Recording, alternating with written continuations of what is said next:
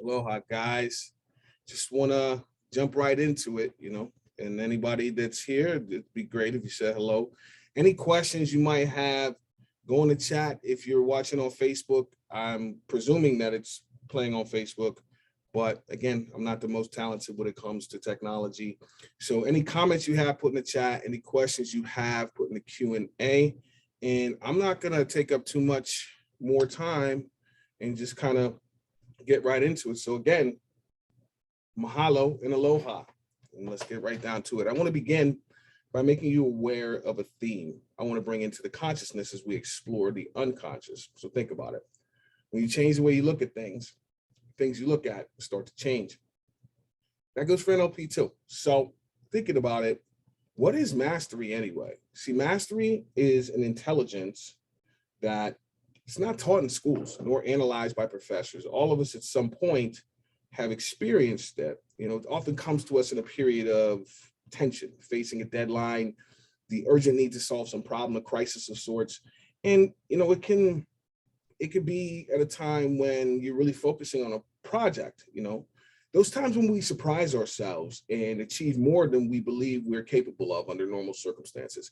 So many of you know that I used to play pro football and won a Super Bowl way back when.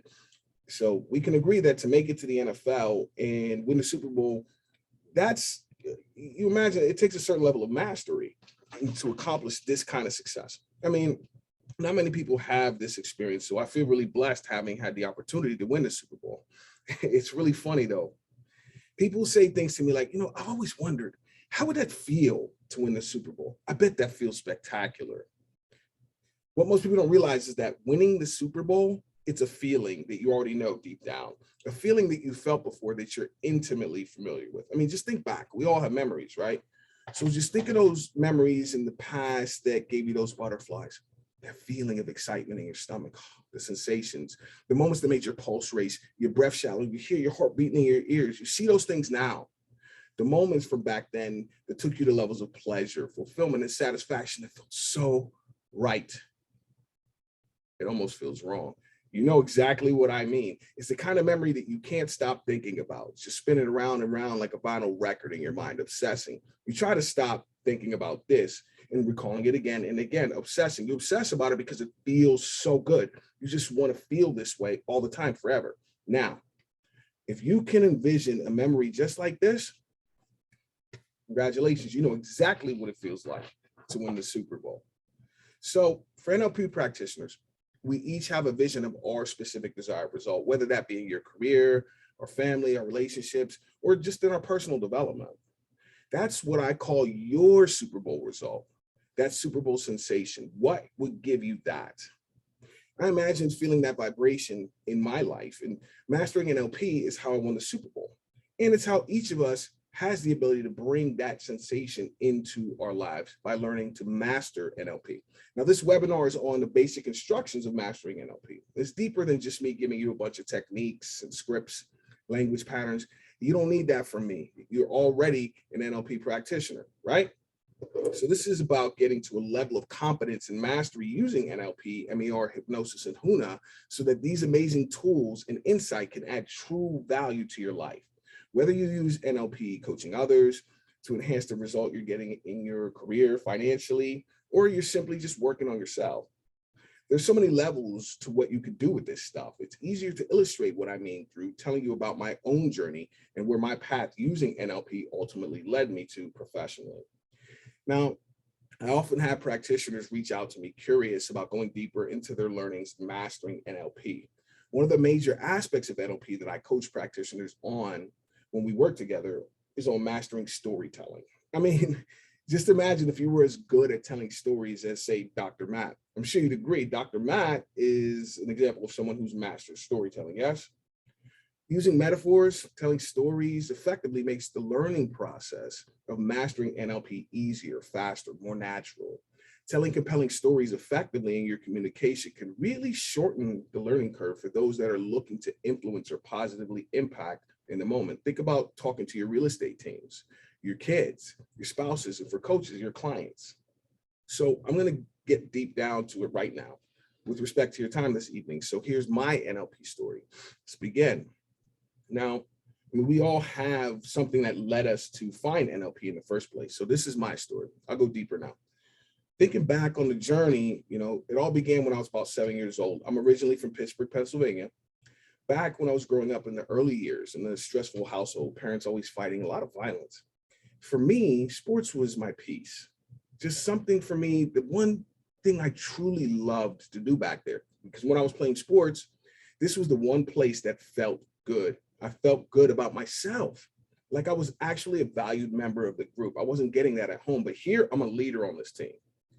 So with my father leaving when I was about 7, I had to find my own father figure, surrogates, if you will. And so you can imagine in the context of the team, I see my coaches, big brother, my idol, my role model, somebody to show me how to be successful. When I think about it now, it's really funny. You remember ever meeting somebody new for the very first time? And it's interesting, you just automatically feel relaxed, comfortable. And in your head, you're hearing yourself say, oh, this is really funny. All I know is this feels right. I like this guy. I like him. There's definitely something different and special about him. I mean, you see them right now, and you can already envision how you can benefit from his positive influence. Now, this is exactly what I'm experiencing the first time I met my coach, Joe Tiller. Now, Coach came to Purdue University as the head football coach in '97 from University of Wyoming. And Wyoming's team are called the Cowboys. A real Cowboys, the energy I get from this guy. I mean, he was an easy speaking gentleman. He was bald. He had a seriously thick Burt Reynolds mustache. His cowboy boots were really impressive, sexy even, and his belt buckle was massive. You can imagine, of course, he had that cowboy disposition and charm. Now, I was a freshman back in '97, 18 years old, and I just finished my first year of college football. And Coach coming to Purdue as my new coach. This right now is a huge moment in my life. You see, our last coach, my coach, Jim Coletto, he's the one that gave me the scholarship. He would eventually go on to coach in the NFL, but back then, he was the only coach to give me this life-changing opportunity. The only coach that believed in my vision and offered me a scholarship to play football. It was my only scholarship offer. But after the first season, Coach Coletto resigned. So now he's gone from my life. And I'm sure you've experienced loss in your past, so you can relate. It really was a painful time for me. I'm thinking to myself, why does this keep happening? It feels like Dad is leaving all over again. Because without my coach, I was just panicked, nervous. I felt this intense insecurity. Personally, for me, it was a crisis. This deep fear about my future with the unexpected changes that were happening in my world, I'm just not feeling as confident as I'd like to about my professional future. So after about 2 weeks of me hiding in a bathroom stall, crying quietly inside, I realized that now it's time for a change, a new coach, a better approach to achieving my biggest goals. Because up until now, 1997, we'd suffered a lot of disappointments over the years. Purdue football, we weren't very good. I mean, we just suffered 12 consecutive losing seasons. We won 3 out of 11 games in '96, and Purdue hadn't done much better than that over the last decade. And just picture it now, my new coach talking to us about how the past is behind us. And now he's painting this picture of how together we're going to be champions. Now, I imagine a lot of us weren't sure what to think. I mean, what he's saying does sound spectacular for sure. Of course, it's what we all want deep down. You can imagine how many were thinking about the mistakes we've made in the past and wondering how we can overcome the past and achieve the success we so deeply desire. Now, I'm completely focused in and captivated as I listen very closely. I have to admit, I'm definitely eager to see where he's going with all of this. Now, you'd think that someone who is now coaching this group would feel the need for coaching with a lot of major changes. Being champs is going to be a complicated process, right? This coach was different. I just remember the feeling in this first meeting with the new coach when he first stood up in front of the group and everyone went silent and held their breath in anticipation of what was about to come. And although he spoke very calmly and directly, his energy feels very dominant and intense, There was no doubt to anybody in this room right now that this man is in charge here. He addressed the group and he said, listen to me very carefully. We are going to be, do, and have that feeling of pride, true pride in who we are and what we do. You're going to hear it. Everybody in this business talking about you and singing your praises. And just wait till you see that crowd. Wait till you see that crowd, all of your fans leaving their seats, rushing onto the field to celebrate what you just did and the positive impact this journey is going to have on the rest of our lives. You will have the highest level of success in all your chosen endeavors, all that and more, if you follow the one rule we have on this team, the do right rule. Do what you're supposed to do, the way you're supposed to do it, when it's supposed to be done, and do it that way every time. Believe what I'm saying to you now. If you simply follow these basic instructions that I'm about to give you, I can guarantee you anything that's important to you guys that you wish to have in your life now and in the future, it's already yours. I mean, wow.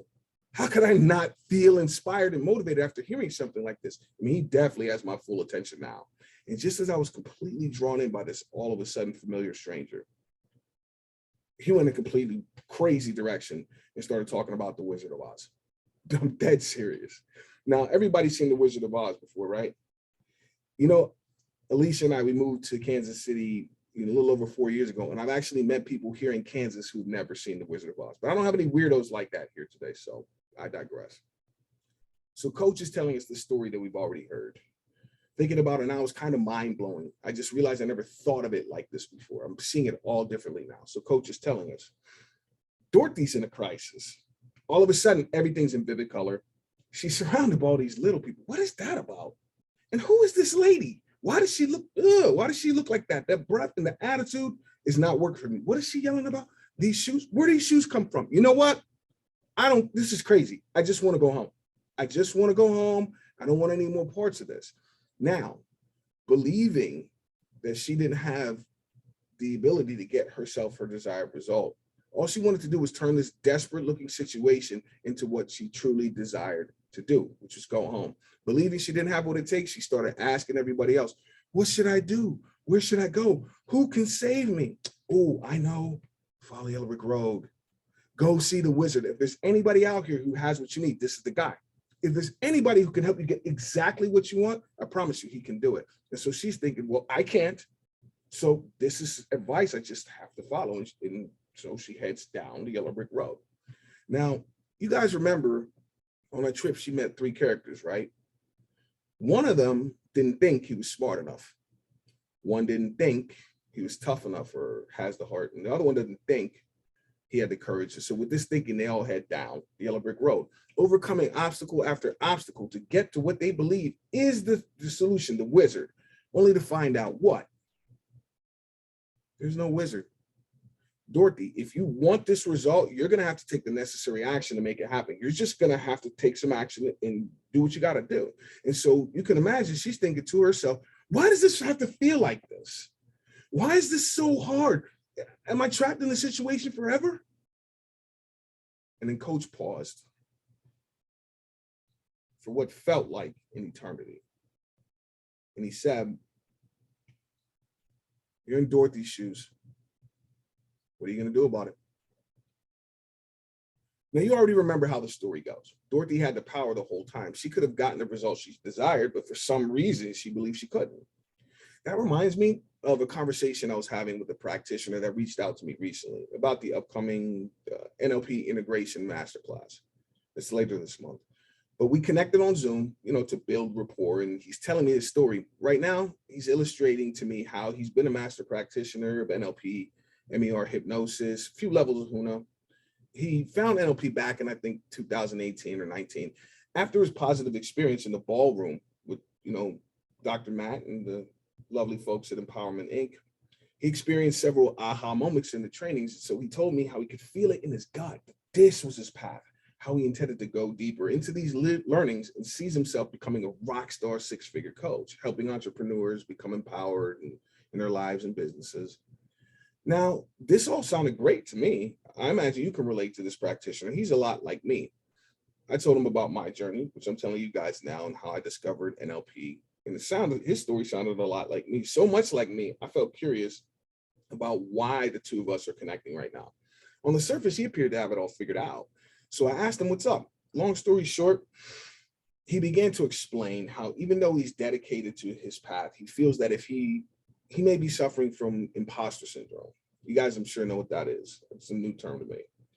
But he's got all these tools, and he sees other practitioners achieving the results in their lives and their businesses that he envisioned for himself. Yet for some reason, The results he believed would empower him still seemed to elude him. So he's seen a Facebook posts about the upcoming NLP integration masterclass, seeing the videos, testimonials from other practitioners, hearing about their positive experience, working with basic instructions. And so he's intrigued. He's looking to go deeper, gain more insight, and gather information about basic instructions in this masterclass. But he said, what did he say? He said, I don't know if it's just me. Maybe I'm missing something. I'm not sure if I really get NLP. I mean, I'm supposed to be a master practitioner of NLP, MER, hypnosis. I don't feel like I've mastered anything. I feel like I'm just a Mino. Yeah, that's my issue. It feels like what people call imposter syndrome. I just don't want anyone to know that I'm just a Mino. I thought he was saying meanie, and I was just mishearing him. Like when a little kid says that you're not so nice, you're a big meanie. I never heard this term Mino, so I had to dig deeper and ask, what is a Mino? And he said, Mino, M-I-N-O, master in name only. I mean, I took the practitioner test, but I took an open book. And my certificate says master, yet the results I've been getting with clients in my business, in my life, my results have been inconsistent, and I really want to be that rock star coach. I'm wondering if maybe I'm just not cut out for this. I truly do feel that NLP is my path. I just want to feel more congruent in my abilities using NLP as a practitioner, get more consistent results helping others, but especially helping myself. So I smiled and told him, well, then you've come to the right place. Smart idea reaching out to me. I feel you. I hear this all the time from practitioners, confused by the difference in how they felt, how NLP felt for them in the training with Dr. Matt versus the results they're getting with NLP now that they're back in their everyday life. So when you change the way you look at things, the things you look at start to change. And so I'm thinking back to when I was crying in that stall every day because I was so upset that my coach was gone. This is back when I decided enough is enough. No more crying because coach is gone. It's time to reconnect with my dream. Now, making it to the NFL, this is my path. I believe that this is what I'm meant to be, do, and have. And so I got to take some sort of action to keep my dream alive. So again, this is around when Coach Tiller first came, 1997, at age 18. I went to a bookstore seeking a competitive advantage and found exactly what I was looking for. I swear it felt almost like this book was just jumping off the shelf into my hand. This is destiny. And the title of this book that I just discovered is The Secret of Creating Your Future by Dr. Tad James. Now, the name might sound familiar. You do realize that Tad James is Dr. Matt's dad. Amazing, isn't it? In this moment, I felt like I lost my dad. And all of a sudden, in this book, I discovered another father figure of sorts. I just remember sitting on the dirty floor of this bookstore and diving deep down into the book. Now, at first, he had my head just spinning because I didn't understand a word that he was talking about. But in that moment, I decided I was determined to learn this secret. I'll just keep going deeper and deeper and deeper into it until it all makes sense. So I focused and stayed with it. And all of a sudden, that light bulb lit up inside. And I realized that maybe I'm just looking at this NLP stuff that he's talking about in the wrong way. So I made an interpretation of NLP in this moment that changed everything I knew about it and made using NLP easy and effortless, even for an 18-year-old with no teacher. Because when you change the way you look at things, the things you look at start to change, including NLP. So the logic that I came up with is NLP is just a game. It's just a game. And since you guys are mostly NLP practitioners, you know about presuppositions. What's the presupposition if it's just a game? I'm having fun now, aren't I? So since NLP is just a game, look at those that have found mega success using NLP. People like Tony Robbins, Serena Williams, Oprah. When you think about how you look up to Dr. Matt, it's easy to see that this game is fun. It's the kind of thing that makes me say to myself, I want to play this game. I want to play. I'm all in. Tell me the rules. How do I play? Well, you got to know the rules in order to play, obviously.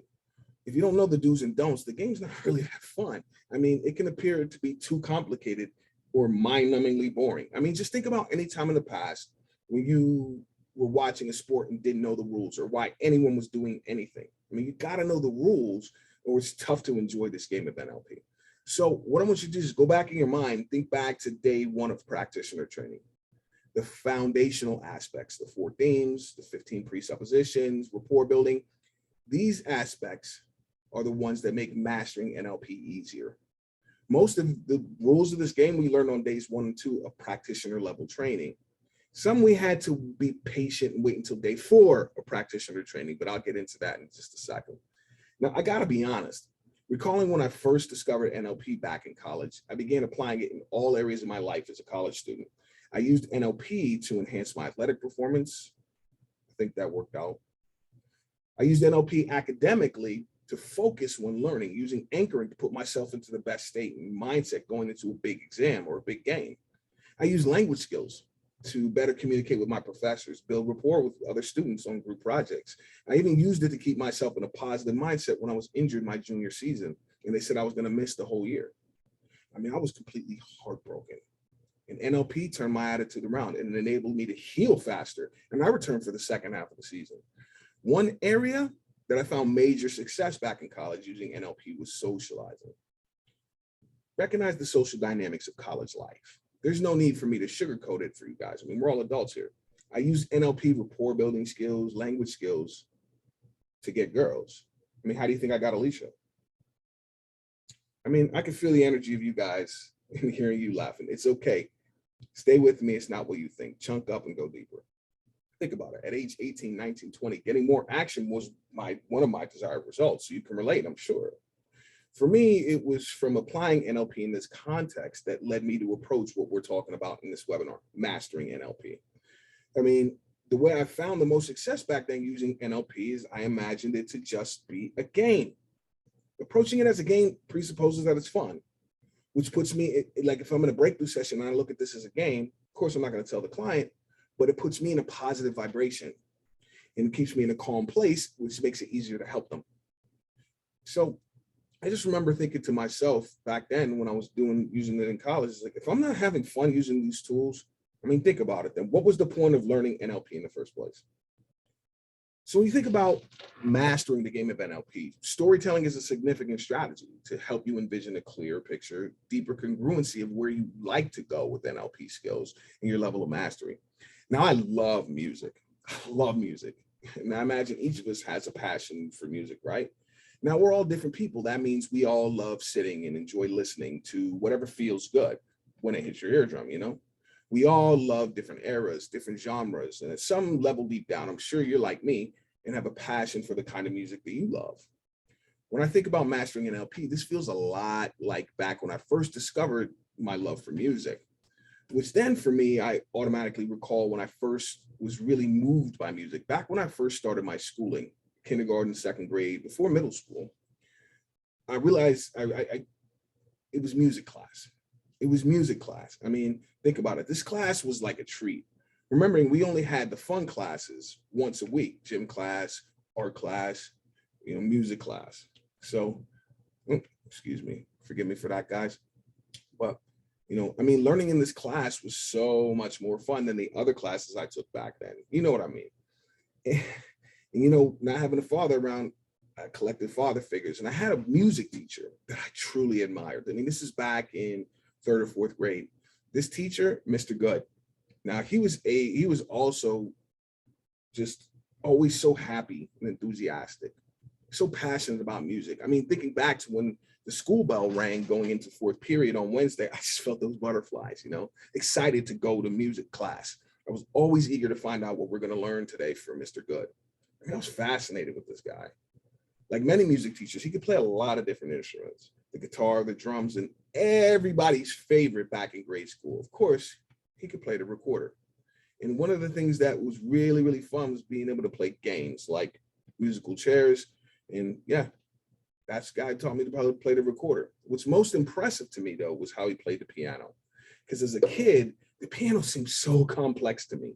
I always wondered what he was seeing when he read the sheet music, I mean, it looked like a bunch of random ink blots and weird punctuations, but I noticed when he read it and played, his music always moved me. It felt so rhythmic.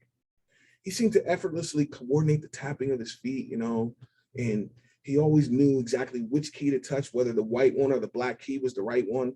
And singing all at the same time. I mean, it used to make me wonder, oh, he's so talented. Why isn't this guy famous? I mean, I couldn't begin to fathom how he was able to create these magic sounds because it felt so good to listen. Of course, as I got older, the years went by, and the 80s shifting to the 90s, and I began to rely more on the radio and MTV for my music fix.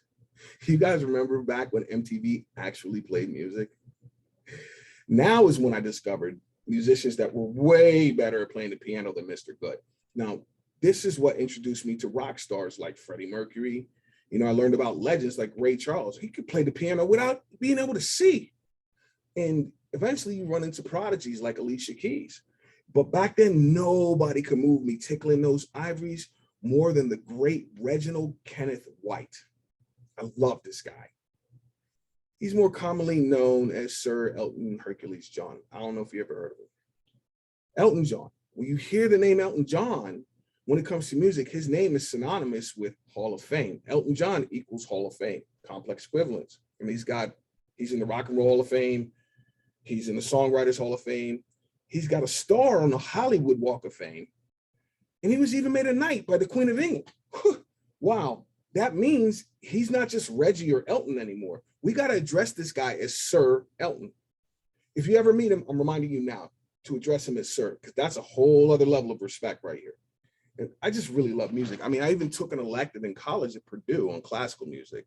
That's when I discovered that history reminds us that in the past on this planet, there have been musicians whose mastery was beyond anything I ever learned in school before now. Now, all of a sudden, I'm learning about Beethoven, born in Germany in 1770, died in 1827. Now, this guy, Beethoven, remains one of the most admired composers in the history of music. His works rank amongst the most performed of the classical music repertoire, even today. I mean, talk about mastering your craft. And then between 1812 and 1827, during this time, he began to grow increasingly deaf. How is it that at the point where he grows more deaf and the music in his mind gets quieter and quieter, and the quieter it gets, his mastery of music just continued to evolve to a level so deep that it can only be described as heroic and innovative. I mean, he might be the greatest of all time. We're talking GOAT status here. So again, connect the dots. Mr. Good, Elton John, Beethoven. Growing up, I was equally impressed with their musical abilities. You do recognize that they each played the exact same instrument, the piano, kind of like we all know NLP, and each had a different level of mastery in their ability to read, play, and sing music. So think of yourself as a musician. NLP is your genre. Imagine the instrument that you've mastered is your human mind. So picture it. The question you got to ask yourself is, how do people respond to the music I play? What kind of reaction from the world have you experienced when using NLP? And you got to remember NLP presupposition number 12. The meaning of your communication is the response you get, right? That means whatever results you get when you play your tunes using NLP, the response from your clients, your real estate teams, your family, it's a complex equivalence to your level of mastery using NLP. So when I think about how good do I want to be using NLP, the question I'm asking myself is simply, how good do I want to be? Do I want to be Mr. Good level, Elton John level, or go so deep into your mastery that your name when it comes to NLP is the complex equivalent of saying Beethoven when it comes to music? The funny thing is, we have all the tools to be whichever one we choose to do, because whichever one you choose, it's perfect. It's perfect. You know, as long as it fulfills you and gives you that Super Bowl feeling when you integrate NLP into your life and career. So my music was sports. I decided I wanted to develop a Beethoven level of mastery. Not sure if I achieved that yet, but I'm sure you'd agree that I've kind of gotten close to an Elton John level mastery in my chosen profession. So let's go deeper, because NLP is just a game. And let me give you a chunked up illustration, connect some dots on the NLP that you already know, and how you can reach whichever level of mastery using NLP that you choose. Let's go deeper. Give me a moment to wet my whistle. Thank you for your patience. Again, when you change the way you look at things, things you look at start to change. So right now, you're probably noticing as we look at NLP differently, how NLP is starting to change your mind, because NLP is just a game. And games are fun, are they not? The best thing about approaching NLP as a game is that there are no losers in this game, only winners. NLP enables us to create more win-win outcomes in our lives, our careers, our families, our finances. For coaches, think about it. If I'm able to use NLP more effectively to enable my clients to achieve their desired outcomes, it's a win-win for everyone, them and me. You sell them on doing a breakthrough session with you, you get paid, they get help, win-win. They feel free of the heavy baggage they've been carrying in their unconscious mind for God knows how long. So they run and tell everybody how you saved their life, which then improves your company's brand, your reputation in the marketplace, another win-win. When you play this game properly, everyone is having fun because everyone is winning right now. Feels good, doesn't it? Let's go deeper. Now, there are rules to this game, and the rules are pretty rigid. The only time I'm not having fun with NLP is when I'm violating one of the rules. That feeling is what lets you know to Hunu, ground yourself, and maybe visit the foundational aspects of NLP. Make sure which concept I be missing right here. It's all info that as NLP practitioners you already know, but tonight is about connecting the dots so you can have more fun with and get better and better at NLP the more you play the game. So in a moment, I'll chunk up again and tell you what the rules of the game are. Then we'll chunk down on certain rules and get more specific. Now, most of us here are already NLP practitioners. That means you already know the rules of this game. Chunking up without getting into a full repeat of the lessons you got from Dr. Matt. Think of the rules of the game as the foundational NLP concepts.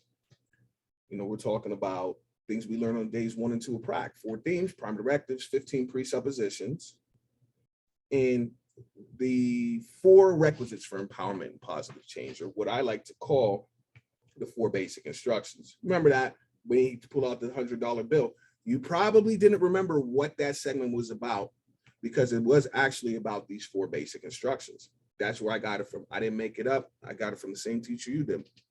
So, it just reminds me of something that my coach, when I was in the NFL, he's in the Hall of Fame now, Hall of Fame coach Bill Cowher. And it was in the team meeting when our team had lost several games in a row. And we know we should have won those games. We know that we are better than we've played so far. And so I remember clear as day that team meeting after the 3rd loss, because I envisioned coach would come in and give it to us good. Tear us a new one for not playing to our potential. I was genuinely surprised at what he said in this meeting, because what I learned from this talk changed my perspective on what winning means in life going forward. When you change the way you look at things, the things you look at start to change. So coach calmly said to us, guys, thinking about where we are in this season right now, realize that you don't know what you don't know. And believe it or not, it's what you don't know that you don't know that's running the show right now, called your life. And think about this for a moment. Since you don't know what you don't know, how do you know what you believe you do know is right? Don't answer me now, just relax and consider what I'm saying. You don't know what you don't know. Now, what was coach referring to? He's talking about something you learned early in prac, the conscious mind versus your unconscious or subconscious mind. So I'm gonna just go right into it. See, I love using this picture to illustrate the dynamics between the unconscious and the conscious mind. You see the joy in this little girl. Ooh, wrong slide, forgive me. You see the joy in this little girl's face? I mean, she's excited, man. I can feel how happy she is. I love it. She's excited, has big plans for her and her friend. And you see, she has the leash, so she's in control. That human represents your conscious mind. And then this big, beautiful animal, it's a big, strong dog, but it would never hurt her. It loves her more than anything, protects her with all its might. So think of a big dog like Scooby-Doo or Marmaduke, Clifford. So he loves and protects her with everything he is. This Great Dane represents your unconscious mind. So to give you an idea of the first mind, the conscious mind, it's what we think, experience consciously, or thoughts that you experience in your normal everyday waking state. It's the little voice you hear when you talk to yourself. This is happening in the conscious mind. So we consciously make decisions about our business. We pick the destination of where we want to go professionally, and the dog follows her command. At least that's the plan. And believe it or not, this is the self that you call I, or me, the little girl, the little kid, as I like to say. So it's actually the less powerful self. As practitioners, you know that. A lot of times people are surprised to discover it's not the part of your mind that's in charge, because you see who has the leash. Really, when you think about it, the conscious mind only has one job. So chunking up, the conscious mind's only job is to think. If you're doing a yard sale and you had these two helping you, who are you going to have do the change? The conscious mind, the little kid, the human. The unconscious mind is in charge of instincts. So what's that one job that the little kid has? You already know this. This is another one of the rules. Perception is interpretation. Most times, especially working with people who don't know NLP, this can seem like a complicated concept because you see all those TIONs in there. But it's actually the simplest rule, and it's one that you have total control of. Because remember, you're in control. You got the leash. What do these words mean anyway? Perception, the state of becoming aware of something through the five senses. I smelled something, I tasted something, I heard, saw, or felt something. That's all that word means. Interpretation, the action of explaining the meaning of which I perceive. So in short, what does perception as interpretation mean? Perception as interpretation means life is whatever story you tell about it. Or should I say, life is whatever story you tell the dog. The girl provides the story. The dog, as you guys know, as practitioners, the dog provides the emotions. Whatever you say, the dog is going to run and fetch the emotions consistent with your story. Perception is interpretation. So the exponentially more powerful self is that unconscious mind. You see how much bigger he is? It's what I call the animal mind, for obvious reasons. This is where our experience and results in our career really take shape. This is what Coach was talking about. The unconscious mind is much more powerful. Like the dog is much more powerful than the kid. It has to be, because it has many more functions than the conscious mind. This is where our natural instincts or automatic bodily functions reside. The unconscious mind keeps us alive. I mean, think about a moment. Most people never consider what's keeping my heart beating, maintaining my breathing deep as I sleep, digesting food, blinking eyes, all these things we can agree we're doing right now, but we're not consciously aware of or consciously controlling it. So just realize the little kid, she does the thinking. The unconscious mind is where our natural programming, our instincts live. And, you guys are familiar with the prime directives of the unconscious mind. We won't go too deep into it right now, but it's really funny because if you're not aware, I am a real nerd when it comes to NLP. So I'm sure you can imagine that I can go deep into it. It's deeper than that though. With respect to your time, I won't go too deep into it. So kid does the thinking, the unconscious mind does the emotions. So let me go deeper and explain. When you think about the emotions, the dog is her best friend. He's in charge of the emotions. And we know, if we've done Master Prac, that we store all memories and the emotions attached to them in the unconscious. So the way I want you to picture this is, how do we store those memories in our unconscious? Imagine your unconscious mind is like this hallway, right? You got all these different rooms, and the dog's job is to keep them organized. Every door has a label on it. So this door here says happy. The door next to that says grateful. The door next to that says love. So every single time you felt this emotion that we call happy, from the first time you felt it as a baby to that first sip of coffee this morning, what your unconscious says, what the dog says is, these feel the same to me. And it takes the happy memories and they go in a happy room. It takes the grateful memories, they go in a grateful room. When you feel love, those memories go in the love room. Now, here's the thing about emotions. There's no such thing as good and bad. You have positive and you have negative. It's kind of like this battery. There's no good or bad side to the battery, but we do have a positive and negative. So on this side, I got a room and it's labeled angry. Next to that, I got a room and it's labeled fear.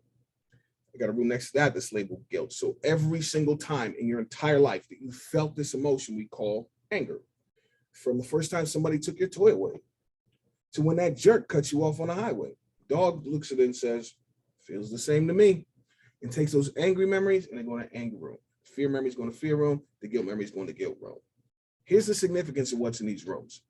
The room that has the most stuff in it causes what I call an emotional filter through which you see your world. So looking through your emotional filter is like looking outside at this tree. I can see the blue sky, the white clouds, the green grass, the trunk. I can see it all clearly, or so I believe. But there's something in this picture that we can all agree is definitely there, but you can't consciously see it. The glass. The glass behaves like your unconscious emotions. So think about your clients. I believe I'm seeing my situation clearly, but it's through the unconscious lens of my emotion. And so this is the whole idea behind why any of us needed a breakthrough session in the first place. Because that filter, you guys are NLP practitioners, that filter, deleting, distorting, generalize it determines the 126 bits you pick up. And those 126 bits determine every single behavior you've done that led you all the way to that breakthrough session. So recognize the significance of this and understanding it in this simplified way. So you want your happy room to look like Michael Phelps's trophy room. I mean, I should be calling up contractors because you can't even imagine how much happiness I have coming up in my life right now. You can't have too much stuff on this side of the hallway. The issue we run into is what happens when our anger room or our fear room looks like one of those A&E hoarder shows, you know, where there's like a 600-pound woman in the back and litter boxes and newspapers everywhere. God forbid there's a fire. What happens when our fear room looks like this?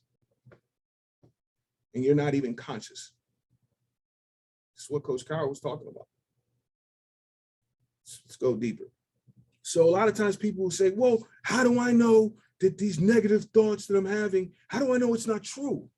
Huh? How do I know it's a filter if it's unconscious? It's actually really simple. Listen to the story the girl's telling the dog. It's what I like to call limiting beliefs greatest hits, because that here comes, we tell a story, the dog goes and fetches the emotions, and the record starts playing, spinning around and around and around like a vinyl record, obsessing. I can't, I'm not. Everybody knows the words to limiting beliefs greatest hits. I can't, I'm not, you sound like Dorothy. So it's all about understanding this dynamic of the kid and the dog. You're in control, you got the leash. You control the story. So it's really all about how the kid communicates with the dog. Has the kid trained the dog effectively? Recognize that if we're not aligned inside communicating with your unconscious effectively, now all of a sudden we're not walking the dog is walking us. You notice the look on her face is different, right? So following basic instructions is really all about helping to create mental balance so that you can get what you deeply desire by aligning the mental faculties and the emotional faculties, or the head and the heart. They have to be on the same page, synchronizing those things so we can get the human and the dog on the same page. Learn how to communicate with yourself effectively so that inside you feel confident in the fact that you know your faithful companion, your unconscious mind has been properly trained by you. That's NLP. When your unconscious has been properly guided, it can be your most valuable and trusted ally as you create your ideal life experience, where that Super Bowl sensation is the norm. Just imagine. So what makes sense is to improve our career experience by learning to master skills we already have. Train the dog, keep the rooms clean, and prevent those emotional filters from making me believe I can't and I'm not. I mean, think about it.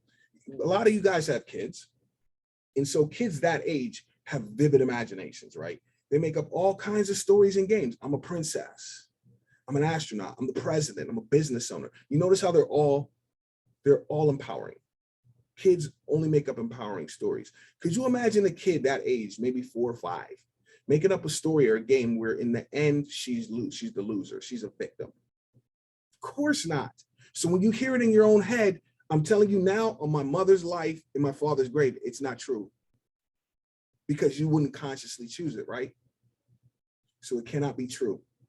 What you're hearing is a description of how you feel. It's not true. So let's go deeper, and I'll get into these last 4 rules in order to master this game. So we're talking about the 4 requisite for empowerment and positive change. So basic instruction number 1, let go of the past. Essentially, we need to clean out these rooms in the unconscious. Get rid of all the negative records, get back to being Pono, interrupt that pattern of always focusing on what we don't want. Basic instruction number 1, it's an easy concept for practitioners to grasp You guys are aware of the many techniques that we've learned in NLP training. And MER obviously is the release technique that stands out for most of us. Hunatics, you're familiar with Ho'oku'u, Ho'oponopono, even Hakulau and Ha breathing on their own are effective in letting go of negative emotions in the moment. So we have the tools. Remember prime directives of the unconscious mind, number 18. The unconscious mind learns through repetitive action. It's about creating a discipline of using these tools every single day until the dog learns to let things go automatically. Although there is more to basic instruction number 1 than just floating higher and further back. So when you think about letting go of the past, it's about a concept that I refer to as acceptance and surrender. Without acceptance and surrender, achieving true mastery of NLP is tough to do. I mean, dare I say it's almost impossible. So what must we accept? In this moment, I must accept and recognize that I don't know what I don't know. Personally, I do have a belief that everyone on this call is an expert in something. We all have wisdom and experience that's been valuable to us in our lives. We know what we do know. It's like when I did my breakthrough session as the client with Dr. Matt as my coach. Even though I'm the big, bad world champ, I had to accept that there are people out here, like for me, Dr. Matt, others that know more and have way more experience than I have when it comes to using NLP. In the beginning of your quest for mastery, it's important to recognize that my main focus right now is learning. It's learning. It's about putting previous knowledge to the side for a moment and just opening up your mind. Think about it. Because if I think I know everything, I can't learn anything. I think I know everything. I can't learn anything. Now, the word surrender is a synonym to letting go, right? So in my case, for example, I had to surrender to my coach's authority, let go and follow the basic instructions that Dr. Matt gave me in that breakthrough session. It's deeper than that, though. I mean, we're not only surrendering the baggage and the unconscious. It's not just the emotions. I have to be willing to give up any and all strategies, beliefs, perceptions, stories, my old way of doing things that led to all the baggage, which then led me to needing a breakthrough session. All of it's got to go. And so again, when you're working with a client, you know when they're refusing to let go because they're going to say 2 words again and again. Yeah, but. Client said that to me. I said, you say but enough, you're going to sound like a chicken. You realize that if I don't let go of the old way of doing things, how do I learn the new way? So that's really what it comes down to is, generally speaking, think about this with clients, for coaches. So I'm talking to coaches just for a second. I think about this discovery call I had one time with an NLP practitioner that was inquiring about coaching with me. Coaches, I know you're definitely going to relate to this. So as you can imagine, generally speaking, when we first jump on Zoom to build rapport and to determine that us working together is indeed a good fit, the first question you ask is, why are we here? What's the problem you believe I can help you with? And from there, the client proceeds to tell me a story from some unspecified point in the past, maybe childhood, a previous marriage, maybe the pandemic, painting a picture for me of their life from whatever traumatic experience of the past, all the way up to the moment we are on the call now. Great, I got a picture. Once I have a picture of the challenge, I ask, okay, what would you like to experience instead? And they tell me another story from this moment in time to some unspecified point in the future, to when they're doing and having the exact results in life experience that would truly fulfill them. Realize that neither story is true. Neither story is true, not yet and not anymore. The story came out of those rooms in the unconscious mind. That's where the first story came from. The second story of what they deeply want is in their imagination. The only thing is real is right now, this moment. So like I did a breakthrough session with a non-practitioner early last year, like January 21. And she came to me for assistance after trying, and I quote, every kind of therapy under the sun and still felt emotionally blocked. So we did the breakthrough session. And at one point during the release, she began questioning MER. And as I reframed and reassured her that I got her back, just relax and follow the basic instructions, she kept saying, yeah, but. I stayed grounded, stayed with her, maintained rapport. And then when I explained to her that MER has literally been clinically researched and is the most effective method for lasting change, she said, yeah, but what I learned in therapy, and I had to interrupt her. And I said, forgive me for interrupting. What you mean the therapy that didn't work? Silence. She realized that she had to fully let go if we are to reach her desired result. And she finally let go and is doing great.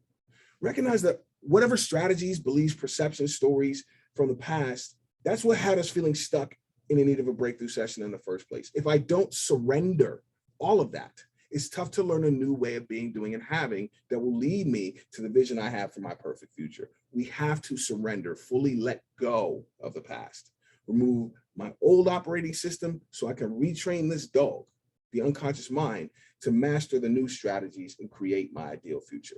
Basic instruction number one is more than just releasing negative emotions. You don't know what you don't know. If you think you know everything, you can't learn anything. And to learn what we need to become a master, it requires complete acceptance and surrender. I'll go deeper. Now, we're talking about basic instruction number two, decide your specific desired outcome. Now, we're talking about intention, goal setting. For us NLP practitioners, we're talking about SMART goal. And, if you're a Huna like me, Poulet. But regardless, you got to have a specific desired result. As a coach, this is one thing I always make sure that whoever I'm helping has, whether it be a corporate speaking gig or working with somebody one-on-one. Because I believe the legendary motivational speaker, Zig Ziglar, is credited with this bit of wisdom. And what he said was, if you don't know where you're going, you'll probably end up somewhere else. The more specific we are about what outcome we want to experience, this puts us in the best position to experience success. Feeling the freedom of basic instruction number one, now it's time to write the new story of the future. So basic instruction number two, we're talking about a new strategy for effective goal setting goals in a way that will make it feel easy and natural pursuing and achieving this specific result. I call it a new way, but I should probably say we need to think back to the old way we used to create scenarios all the time as kids. Because imaginative play is when kids use their imagination and play without rules or structure, no limits. It's also called pretend play, dramatic play, make-believe, whatever you want to call it. This kind of play is an essential part of anybody's childhood. Because with this open-ended, unstructured play, kids can be anything they want, whether it's a chef, a race car driver, an astronaut, princess, superhero. There's no limit to what you can dream up. Now, we all have extensive experience of playing pretend ourselves. We were all kids at one point, right? We built our imagination muscle for years as children. Now it's time to work this muscle back into shape. Because when we follow basic instruction number two, we set a goal to achieve our specific desired result. We have to go back to that time we created life all the time. When we played as kids, imagining exactly what we want things to feel like when we are actually living our specific desired Super Bowl result. It's got to be more than just the number of pounds to lose or dollars to gain. It goes deeper than that. Our goals need to be three-dimensional, just like when we were kids. I mean, imagine them to the detail, the goals, or what they will look like, what they would sound like, all the positive emotions that come with this experience of actually achieving my goal, my Super Bowl sensation. Getting in touch with that part of you now, create in your mind what will truly fulfill you in all four bodies, spiritually, mentally, emotionally, and in your physical world. And as you do, you'll notice this feeling of satisfaction. As you think of it, I'm sure you'd agree, this feeling is much more valuable than just dollars and cents. This is the energy and mindset we want to harness on our way towards our positive future. It's the story I want to be telling myself. This should be my main focus in my mind each and every day I wake up, imagining how great it will be when I reach my goal. Many of us spend so much time in our minds thinking about those rooms, those unpleasant memories, future worst case scenarios. I think they call it anxiety. How bad things will be if they end up like they did before that breakthrough session. See, the good news is we got rid of that old way of thinking with the basic instruction number one, right? So now you have no limits, none. Got to see it in your mind first. If you can see it, then you can be it. And there's actually science to back the positive effects of following basic instruction number two, focusing on your specific desired outcome. I mean, looking at it from a scientific perspective. When you have a clearly defined specific goal or target in mind, it will actually help your reticular activation system, which is the brain's internal radar, to focus on finding and selecting relevant information. Or one way to look at it is finding the relevant 126 bits along your path that will help you achieve that desired result. I mean, you'll all of a sudden become much, much more aware when an opportunity presents itself to you now. Seeing seeing ways to move you closer to that goal. So basic instruction number 3, take the necessary action that will lead to your desired result. Now, basic instruction number 3, I want you to focus, as I emphasize, we're taking the necessary actions. This is key, because think about it. In the past, many times we felt like we were working our butt off to create success. I mean, we're really trying to improve. We feel like we tried everything to feel motivated and create positive change in our life, to inspire our team, our family, yet we've fallen short on that New Year's resolution again. And everything I've tried to do to communicate my needs to my spouse, I keep missing the mark. Well, I'm sure you recognize that whatever actions you took in the past obviously were not the necessary actions. Whatever I did in the past clearly is not working. So when creating positive change and moving toward a different, happier, more satisfying life, it's going to require us to do things differently. And don't make the mistake of only focusing on the emotions. To become a master, we must uncover all of the ineffective, unconscious strategies that were consistently leading to the opposite of my desired result. We have to be free of that pain from the past in our mind and know exactly what I want in the future in order to determine the necessary steps that we must take to give us the best chance to realize it. It's really pretty straightforward. Creating an effective plan of action and executing it will make it so that we aren't wasting energy spinning our wheels, not knowing where our efforts are going to lead us. And this is deeper than you think. Recognize that speaking is an action and communicating is an action. Think meta and milk model. With the emotional baggage gone and the new goal clearing your mind, you could become naturally more effective when communicating with others, connecting at an even deeper level when you're listening, and using your voice to inspire, motivate, positively influence others. Basic instruction number 3, taking the necessary action may simply mean learning better communication skills. Words are magic. That's why they call it spelling. How to more effectively use the power of your words, your voice when communicating with others to create the new experience that you deeply desire. Now, I don't know about you, but I can easily see how that can be beneficial at home and at work. Learning to communicate with yourself is better. Starting a new empowering dialogue with the dog, with yourself. Now you're telling the dog a new story. Now, Don Harold, famous cartoonist from the early 20th century, I think he put it best when he said, unhappiness is not knowing what we want and killing ourselves to get it. Think about that. We got to make sure we aren't just working and being busy. We got to make sure we are making the right moves. Basic instruction number 3, take the necessary actions. The last one is really the key. So this last step, to get that ideal you see in your mind, we let go of the past. We've got our desired result vivid in our mind now. And we're ready and willing to take necessary actions to make this real, right? All that's left to do is follow basic instruction number 4, focus until. And I imagine you're wondering, focus until what? Focus until you're achieving and are experiencing your desired result. That's when you know that you're truly empowered. Now, if you guys are familiar with the book, The Slight Edge by Jeff Olson, he illustrates that the results we attain in life happen 2 ways, gradually, then suddenly. Think about it, gradually, then suddenly. That's how we go broke. That's how we become wealthy. That's how we get fat. That's how we get skinny, gradually, then suddenly. Now, the size or the magnitude of the positive shift you want to make in your life isn't really an issue. I believe that you should actually be as ambitious as possible with what you'd like to accomplish. Dream as big as you could possibly dream. Just understand that the size of the goal will determine how long it takes to accomplish. Whether it's 10 weeks, 10 months, 10 years, the question we have to ask ourselves is, can I stick with basic instruction number 4, focus until? Now, recognizing that it's going to take time to get used to taking new actions to create your better future. Doing things differently can feel uncomfortable at first because it's new, but it's just like working out to get into better shape. So you have to maintain our focus over the long term. We have to do the uncomfortable until it's comfortable. Make these new actions unconscious. Develop necessary habits to lead us to success by executing the necessary actions consistently over time. Focus until. So here's where the rubber meets the road. Prime directive of number 18. The unconscious learns through repetitive action. By taking the necessary actions to reach your goals consistently and persistently over time, they become automatic habits that no longer take conscious effort to execute. Ladies and gentlemen, this is how we program the mind to operate towards success. It's how the kid trains the dog, metaphorically.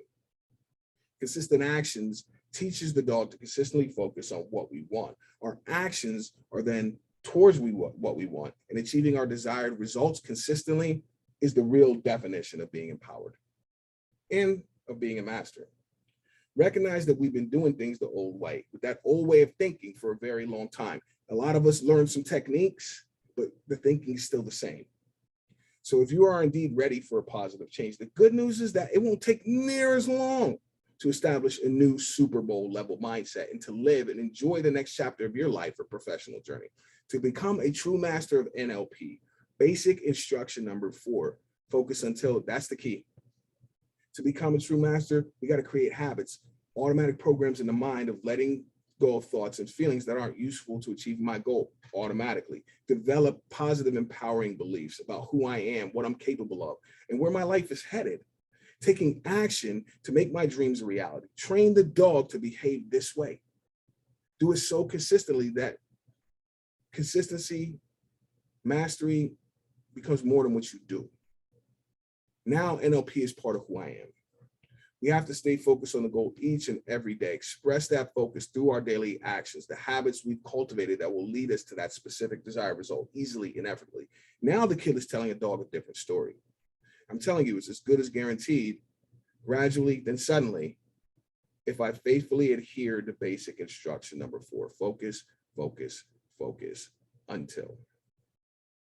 So if I decided that I want to actually be a master of what I do, after hearing my story, discovering and going over the basics of NLP, I'm sure you recognize that you do indeed have everything you need to master NLP. I just need to stick to the rules and follow the basic instructions. I need to respect other people's model of the world. I need to calibrate on behavior. I need to be at cause, follow the rules. If I'm not getting my results, if I feel like I'm not winning the game, I feel like a Mino, no worries. Take a deep breath, Hunu, quiet your mind, and just go over the rules of the game. Make sure you are sticking to basics consistently, taking actions based on the rules, and gradually, then suddenly, you wake up and one day, the term Mino never crosses your mind ever again. You know, it was really interesting. I was shocked how everything Coach promised us in this first meeting was starting to come true. I mean, thinking back then, so what seemed like nowhere, Coach said, "You're in Dorothy's shoes. What are you going to do? You're in Dorothy's shoes." Why were Dorothy's shoes such a big deal? Because she had the shoes with her the entire time down the yellow brick road, through all the problems she faced along the way, thinking someone else had the answer to a problem. Guys, to get to where we want to go, you're facing obstacles, but you already have the shoes. You've had them in the power they hold this whole time, the power that will give you exactly what you want. Remember, it wasn't until someone gave her the basic instructions of how this power works. I told her, just do this now. Said, click 3 times. Did she understand that you are in control and how simple it is to have what you most desire? And remember, this was all a dream. It's all in her mind. Those three characters, when you think about what it's going to take to separate us from our past and become champions, that's just how you feel right now. Not believing you are enough. It's all in your head. That's the obstacle you have to overcome. This belief that you've held on to for too long that you're not good enough. You got to let it go. You already have the power within you to be champions, guys. I'm just giving you the basic instructions to make it happen. Showing this group how simple success is, just like clicking your heels. It's basic and easy. You want to be a master of your fate? You're already the master. Just follow the simple rule and the world is yours. Do what you're supposed to do, the way you're supposed to do it, when it's supposed to be done, and do it that way every time. So these basic instructions were given to me back in our first meeting in 1997. It's really kind of amazing how quickly his premonition of high-level success became true, because after 12 consecutive losing seasons for Purdue football, at the end of the 1997 college football season, Joe Tiller was named the National Coach of the Year in college football for the success he brought to a team that literally nobody believed could win. We finished in second place in our conference that year. In the 4 years I played for him, we never finished in less than second. But my last year, 2000, happened just like he said it would. We were indeed conference champions. So this scene you're witnessing right now, it is from November 18th, 2000. This was my 22nd birthday, senior day. This is the last game I ever played at Purdue. And this doesn't just happen right after that first meeting. We had to focus until the slight edge. Just look at the scene, the crowd rushing on the field, just like Coach said it would happen. The jubilation, the excitement, the pure ecstasy of this moment. For the entire community, this experience represents that Super Bowl sensation, the emotion you feel when you can breathe deep, proudly smile and say, I did that. I mean, Coach foreshadowed this in that first meeting, and the results he illustrated for us manifested into reality for my final game in a Purdue uniform, my birthday celebration, when we were crowned champions. So when you think about mastering NLP, integrating NLP learnings into your unconscious mind, imagine the day when we surprise ourselves and achieve more than we believed in the past that we were capable of. Recognize that when Coach left me, I believed I wasn't good enough. And notice how before we got our new coach, Coach Tiller, Purdue football, we were considered losers, bottom feeders, hopeless. When I was feeling blocked, NLP set me free. It set me free by deciding to master control of my mind and life back when I was 18. I experienced levels of fulfillment in the past that were just a pipe dream before. Becoming a master made my childhood dream a reality. So think about your journey, learning and practicing using NLP with your family, with yourself. What is it that I don't know that I don't know? That if I did know, this new learning would move me a step closer to my Super Bowl life. Remember, you're in control. You got the leash. We would all like to see improvements in our world, more consistent results using NLP. As Dr. Matt says, whatever you think you are so much more than that. You can master NLP if you follow Coach's advice. If you want to improve what's going on around you, you got to master what's going on within you. It can be as easy as clicking 3 times. I mean, just follow the basic instructions. Do what you're supposed to do, the way you're supposed to do it, when it's supposed to be done, and do it that way every time. Mastering NLP for success is simple if you know the basic instructions. Mahalo. That's all I got for this evening. But again, I see I got a couple of questions, a couple of things going on in the chat. So I'm going to stop my screen share because if you know Zoom, it can be kind of annoying to operate when you're sharing the screen. So now you guys just get me. Awesome. So let me see Q&A. Okay, so it says, how can I set boundaries with my boss while keeping rapport? So the biggest thing is don't complicate it. First of all, I imagine that, your boss is probably a boundary crosser. I mean, I'm presupposing that's based on where the question comes from. Here's the big thing is whatever story you have about your boss, accept and surrender. Because that story is upsetting the dog.